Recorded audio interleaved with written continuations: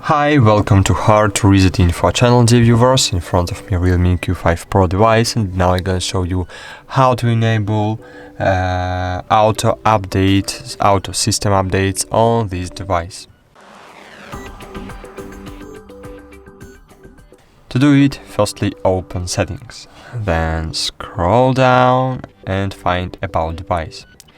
Here you will see your REALME UI version.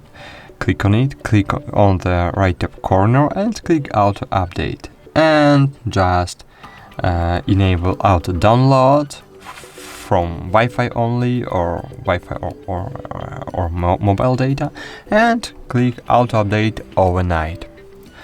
That's it. Thanks for watching. Like this video, subscribe to our channel, and bye. See you.